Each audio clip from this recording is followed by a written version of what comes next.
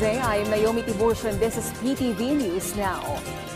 Former U.S. President Donald Trump voluntarily surrendered at Fulton County Jail in Atlanta to be booked on felony charges of racketeering. This is in connection with his conspiration to overturn the result of the 2022 presidential election in Georgia. After his fingerprints and mugshot were taken, Trump was immediately released on a pre-negotiated $200,000 bond. Trump spent only about 20 minutes at the jail. After this, Trump made his return to X, formerly known as Twitter, wherein he posted his mugshot, his first post since he was permanently banned from the platform on January 8, 2021. Trump is faced with 13 felony counts in the Georgia case. His latest arrest marked an unprecedented fourth time that Trump was to be arrested in the past 5 months. Maui County sued Hawaiian Electric Company for the devastating wildfire in Lahaina, the deadliest fire in the U.S. in more than a century.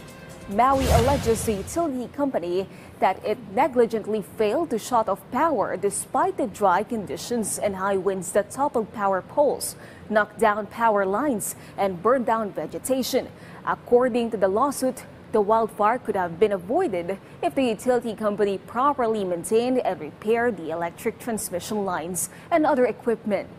But Hawaii Electric said that they were very disappointed because Maui County chose the litigious path while the investigation is still unfolding. As of now, the confirmed dead stands at 115, but is expected to increase due to the ongoing search and rescue operation.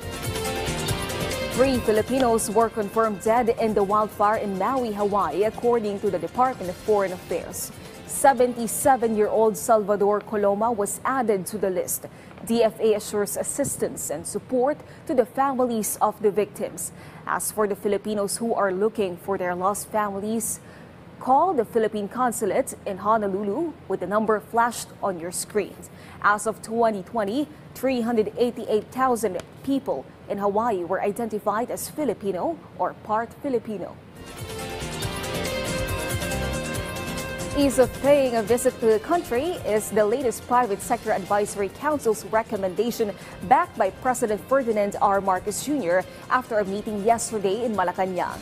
In a meeting convened by the PSAC tourism sector yesterday in Malacanang, it bared the necessity to standardize the application process and procedures for filling out visa requirements, as well as accreditation of clinical facilities for medical clearance and requirement for foreign students on certificate courses or studies. Among the proposals, online student visa application and submission of requirements. Likewise, the DTI recommended the authorization of at least 3 clinical facilities or treatment centers nationwide for tourist medical clearances.